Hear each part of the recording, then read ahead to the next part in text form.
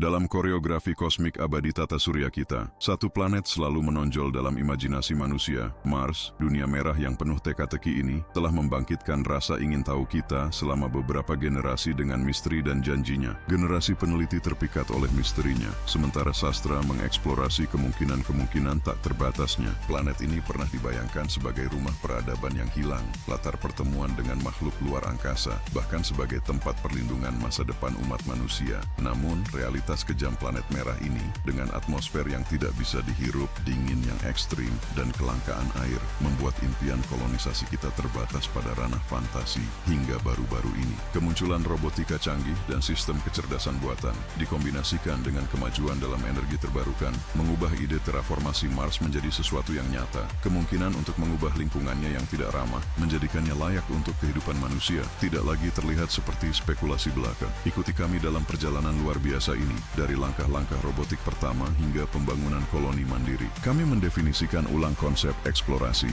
adaptasi, dan pengembangan batas dalam pencarian kami akan masa depan di luar planet asal kita. Fase pertama, eksplorasi dan persiapan awal, 2030 hingga 2035. Misi otomatis perintis memulai proses terraformasi Mars, meluncurkan penyelidikan berteknologi revolusioner yang dilengkapi dengan spektrometer presisi dan pengebor berdaya tinggi. Perangkat ini menganalisis dengan ketat regolit Mars, komponen atmosfer, serta simpanan air bawah tanah es. Robot penjelajah berpelindung radiasi menjelajahi permukaan Mars yang berbatu-batu, mengumpulkan sampel tanah, dan mengirimkan informasi secara real-time ke basis di bumi. Kamera generasi terbaru merekam gambar detail medan yang penting untuk perencanaan koloni manusia di masa depan. Sementara itu, sekelompok satelit dan stasiun orbit berteknologi mutakhir melingkari planet merah, menciptakan sistem pemantauan terpadu. Sensor spektral dan perangkat inframerah menganalisis komposisi atmosfer, mendeteksi gas relevan, serta kemungkinan deposit air bawah tanah.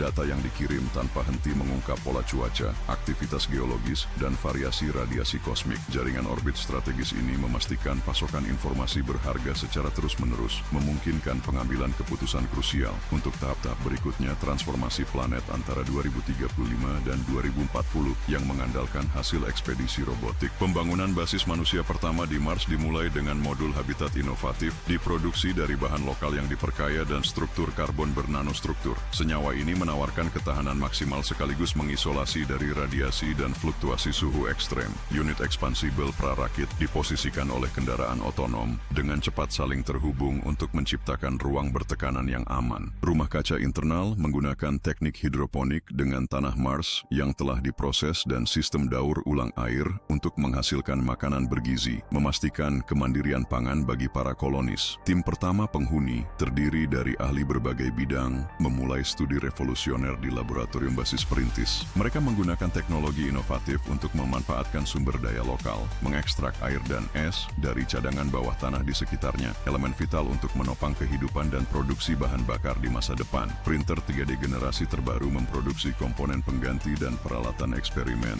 meningkatkan otonomi dan mengurangi kebutuhan misi pasokan dari bumi. Sistem pemantauan lingkungan beroperasi tanpa henti, menganalisis variasi atmosfer dan pergerakan geologis, menghasilkan data krusial untuk penyempurnaan strategi terraformasi. Hey guys, sebelum kita melangkah ke tahap berikutnya, kami telah membuat video yang menjelaskan tantangan mencapai Mars. Jangan lupa untuk menontonnya. Fase 2, peningkatan suhu atmosfer 2040, sebuah keputusan bersejarah dibuat. Ilmuwan mengotorisasi dimulainya modifikasi atmosfer, memasang platform pengeboran otonom dan unit ekstraksi di wilayah regolit Mars dan tudung kutub. Struktur ini menggunakan metode kriogenik yang sangat efisien untuk menangkap dan melepaskan karbon dioksida yang tersimpan. Robot khusus menyebarkan CO2 yang diekstraksi secara terkendali ke atmosfer, mengikuti protokol ketat untuk meminimalkan dampak lingkungan. Pelepasan metodis ini meningkatkan efek rumah kaca, secara bertahap meningkatkan tekanan atmosfer dan suhu permukaan, serta mempercepat pencairan es di wilayah kutub. Secara bersamaan, jaringan cermin orbital presisi tinggi dan satelit yang dilengkapi teknologi laser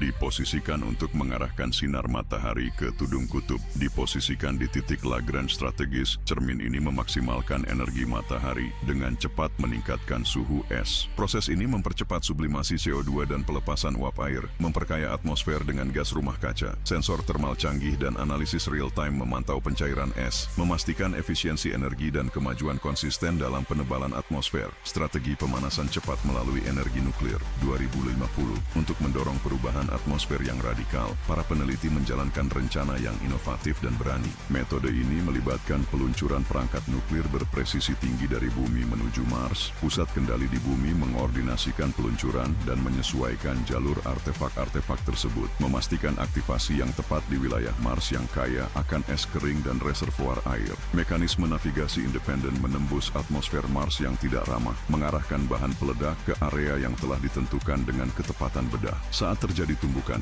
perangkat-perangkat tersebut memicu ledakan yang telah dikalibrasi, melepaskan volume gas termoaktif dalam jumlah besar ke lapisan atmosfer Mars. Sistem teleobservasi instan dan pemantauan jarak jauh menyediakan data secara terus-menerus, menyempurnakan taktik detonasi dan memastikan efek atmosfer yang optimal. 2051, konstelasi satelit generasi terbaru dan pos-pos pengawasan orbital mengamati tanpa henti variasi atmosfer dan tingkat radiasi. Aktivasi berurutan, model komputasional canggih dan kecerdasan buatan menganalisis efek langsung dan progresif dari teknik pemanasan nuklir, mencegah potensi kerusakan ekologis, prosedur darurat yang rinci dan mekanisme aksi emergensi. Tetap siaga untuk setiap penyimpangan tak terduga, menjaga kelangsungan proses terraformasi dan memastikan evolusi atmosfer yang stabil. Rekonfigurasi Mars 2060, kurangnya medan magnet yang kuat. Di Mars membuat atmosfernya rentan terhadap aliran partikel matahari yang secara bertahap menghilangkan elemen-elemen atmosfer.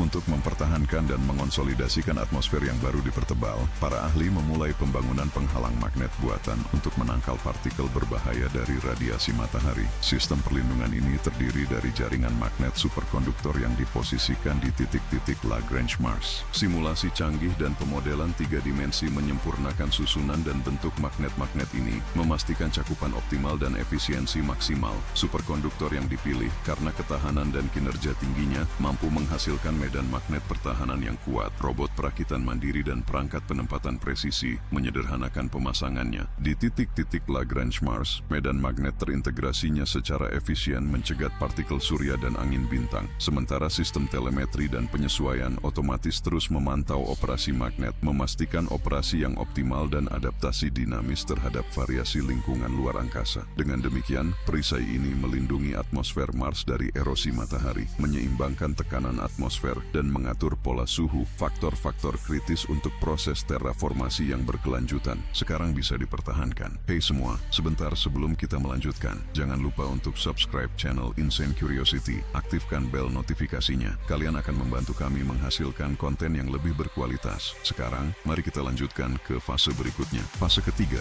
meningkatkan komposisi atmosfer 2060. Bakteri hasil rekayasa bio yang dirancang untuk menguraikan batuan Mars diperkenalkan ke planet ini. Mikroorganisme ini menghasilkan asam organik dan enzim yang perlahan-lahan mengurai batuan, melepaskan mineral vital dan mengubah regolit menjadi tanah yang lebih subur. Selain menciptakan substrat yang subur, mekanisme ini juga membantu fiksasi nitrogen di tanah Mars, mempersiapkan lahan untuk pengembangan vegetasi di masa depan. Dengan atmosfer Mars yang stabil dan diperkaya CO2, perhatian sekarang beralih ke peningkatan kadar nitrogen. Drone otomatis menyebarkan bakteri hasil rekayasa genetika yang mampu memfiksasi nitrogen, baik di udara maupun di tanah. Organisme ini mengubah nitrogen atmosfer menjadi nitrat, memungkinkan asimilasi oleh tanaman. 2065, rumah kaca terkendali dan uji coba di lingkungan terbuka. Masukkan spesies tumbuhan penambat nitrogen, seperti legum yang telah beradaptasi, semanggi dan alfalfa, yang dioptimalkan secara genetik untuk berkembang di lingkungan Mars. Tingkatkan siklus nitrogen dengan membangun interaksi mutualistik dengan koloni bakteri yang diperkenalkan. Struktur hidroponik generasi terbaru dikombinasikan dengan sistem irigasi otomatis, menjamin perkembangan vegetasi yang efisien, memperluas penyerapan nitrogen dan perbaikan komposisi atmosfer.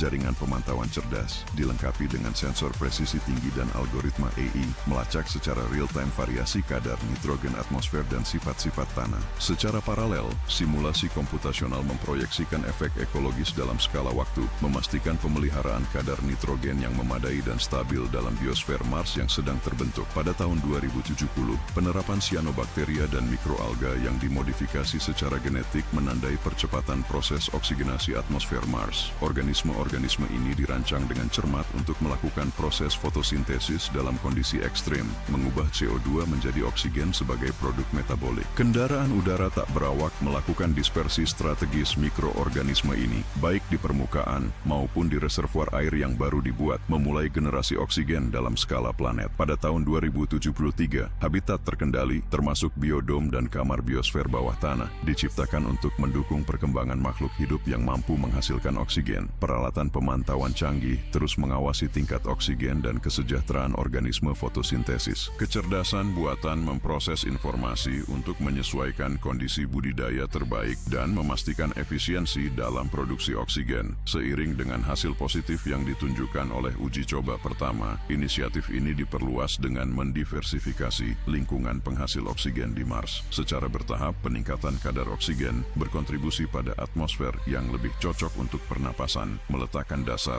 untuk pengenalan bentuk kehidupan tumbuhan dan hewan yang lebih berkembang di masa depan. Fase 4, penciptaan habitat dan ekosistem 2080, memanfaatkan kemajuan dalam fiksasi nitrogen dan produksi oksigen. 2 dekade berikutnya didedikasikan untuk memperluas ekosistem Mars. Berbagai jenis tanaman diperkenalkan, mulai dari spesies perintis seperti lumut dan lumut kerak, hingga spesimen yang lebih kompleks seperti pakis yang beradaptasi dengan kekeringan, rumput gandum hitam, dan semak-semak dengan ketahanan tinggi. Sama seperti pohon willow arktik yang membuka jalan bagi munculnya hutan, padang rumput, dan lahan basah di lingkungan terkendali. Sistem irigasi dan pasokan nutrisi modern mendorong kemajuan ini, sementara inisiatif semakin banyak untuk menciptakan bioma permanen yang mampu menampung peradaban. Struktur permukaan dan perlindungan bawah tanah diperluas dan diperkuat menggunakan material asli seperti regolit dan senyawa mineral Mars. Metode rekayasa inovatif menghasilkan hunian ekologis dan tahan lama, dirancang untuk menahan iklim planet merah yang keras, menjamin perlindungan bagi komunitas yang terus berkembang.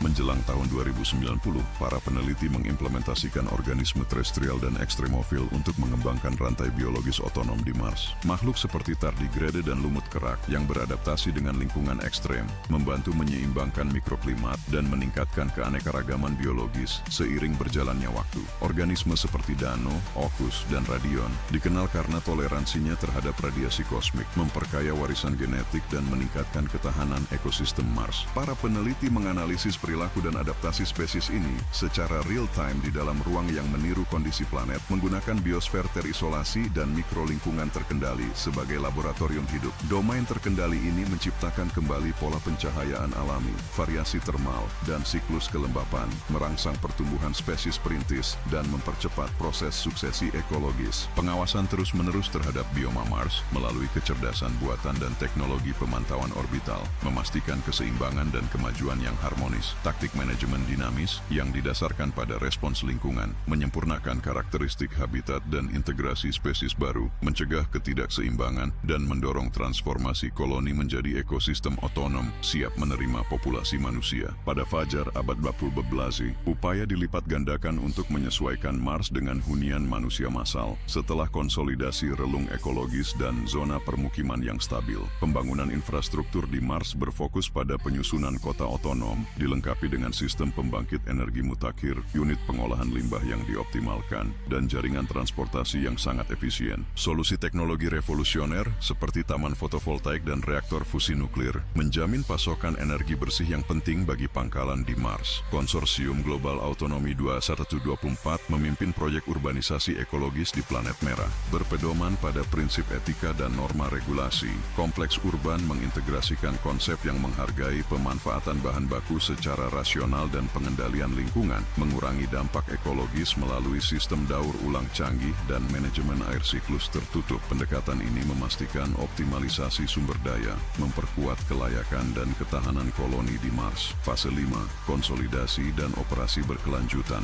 Duran Siritu 50, jaringan pemantauan cerdas dan model atmosfer berbasis AI melacak variasi iklim Mars, suhu, dan tekanan secara real-time menggunakan perangkat nano. Sensor generasi terbaru mengumpulkan informasi instan, memungkinkan koreksi milimeter untuk mempertahankan lingkungan yang layak bagi kehidupan manusia. Mekanisme regulasi iklim, seperti prosesor atmosfer dan instrumen manipulasi cuaca, termasuk menara ionisasi, menghasilkan presipitasi buatan dan mengendalikan mikroiklim regional, menetralisir fenomena iklim yang merugikan. 200 sistem terraformasi terintegrasi, ditenagai oleh cermin orbital dan senyawa nanometer, menyeimbangkan ekosistem Mars. Platform otomatis mengelola komposisi gas dan tingkat radiasi radiasi, memastikan keberlanjutan hunian. Kerjasama internasional mendorong model pertumbuhan yang bertanggung jawab dan kerangka manajemen etis. Laboratorium bersama dan regulasi yang terpadu memprioritaskan keberlanjutan lingkungan, mendorong penggunaan sumber daya secara sadar,